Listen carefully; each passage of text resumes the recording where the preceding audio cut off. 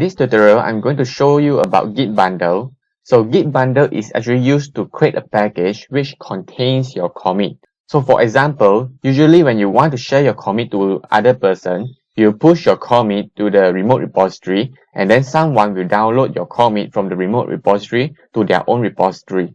But Git bundle is another way where you create a package which contains your commit so that you can share it to other person and someone can use your commit and then they can create a commit on top of your commit.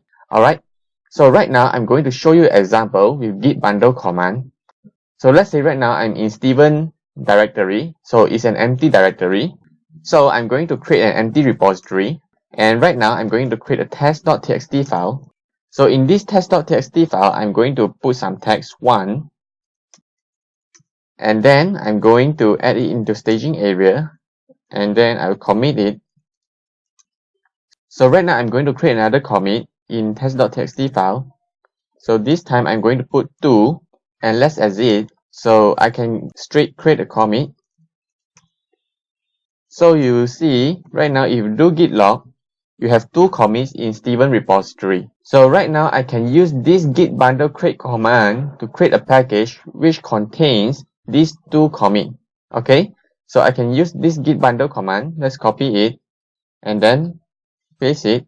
So you see right now there's a binary file being created. So this binary file right now it contains 1 this commit and 2 this commit. Okay, so this binary file right now I can share it to John. So I want to share it to John. I'm going to paste it over here. So let us right now change to John directory. So in this John directory, I'm going to clone this binary file and then so that we can create a repository in the John directory over here. So I'm going to use this git clone command. So this command, it will create a John directory which contains the commit of this bundle. Okay. So I'm going to clone it. So John directory right now is being created. So you see here is a test.txt file. So right now I'm going to change to John directory. If I do git log, you see there are 2 commits inside this John directory. Okay, so let's say right now I'm going to make zero commit on top of Steven commit that I have cloned. Right now I'm going to make some changes in the test.txt file. So I'm going to put 3. Let us commit it. Again, I'm going to change something. And then let us commit it again.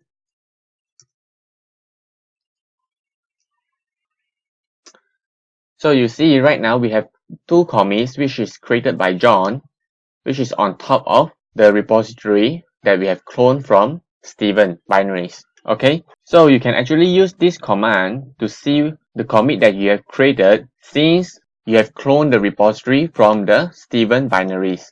So let us paste it over here, and then you can see right now these are the 2 commits that you have created on top of Steven's commit. So let's say right now I want to send back these 2 commits which John has created back to Steven. So let's say if I only want to create this a binary file which contains only these 2 commits, I can use this git bundle create command. So let's copy it and then paste it over here.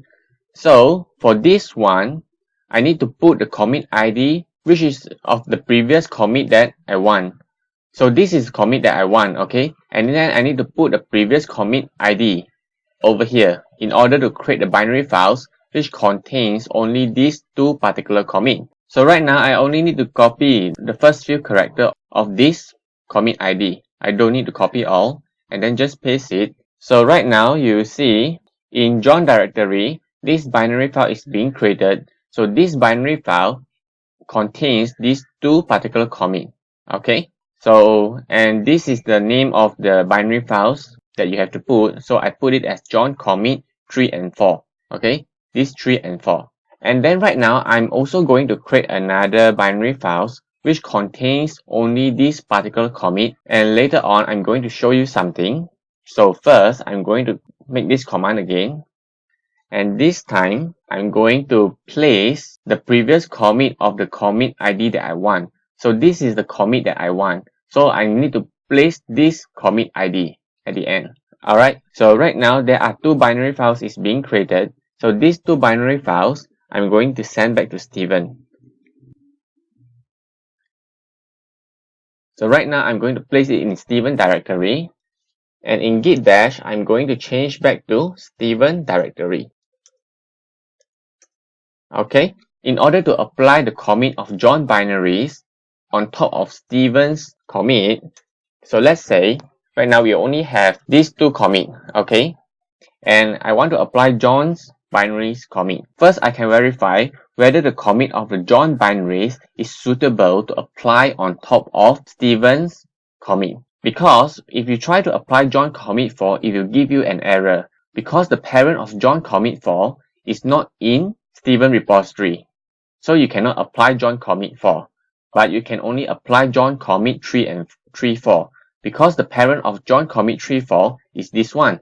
Okay, so let us try to verify using git bundle verify command. So you see, if you verify this git John commit 3 for bundle, you say that this bundle is okay because the bundle it requires this reference, and this reference is actually referred to this one. Okay, so the parent of this commit is in Steven repository. But right now, if you try to verify John commit for, it will say that this repository lacks this prerequisite commit. We do not have this commit ID in Steven repository, so you cannot apply this John commit for. Okay, so before you try to apply the bundle in your repository, you can use this git bundle verify command to verify whether the bundle able to apply in your repository. Okay, so right now I'm going to apply this bundle on top of Steven repository. So this command, it will create a new branch, which is feature branch, and then apply this commit on top of the feature branch. Okay, so let us try to apply this command. So if you do git log, you see in master branch there are only two commits. It didn't apply in the master branch. But if you apply this command, you will see a feature branch is being created. And then 3 and 4 commit right now is applied in the feature branch. Okay, so right now you have a feature branch which contains John commit on top of your commit, and you also have your own master branch which remain untouched. Alright, so right now I'm going to clear everything. If you do git branch right now, you see you have a feature branch. So let us try to delete the feature branch. So if you do git branch right now, there are only master branch and there's no feature branch. And if you do git log, there are only two commits, okay? And there is no John's commit in your repository. But let's say right now, if you do git bundle verify John commit for, supposedly it will give us an error, okay? But you see, it says that John commit for right now is okay.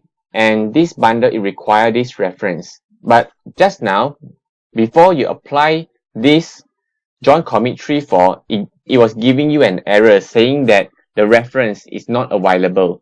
But right now, it was saying that the reference is available. This is because when you have applied this John commit 3 for, the history of this 3 commit, this particular commit is already stored in this Steven repository. So when you are trying to verify John commit for, the parent of this John commit for is already stored in the Steven repository. So when you try to verify it right now, it was giving you an OK message. Okay, so this is how git bundle works. So hope you enjoy it. Thank you.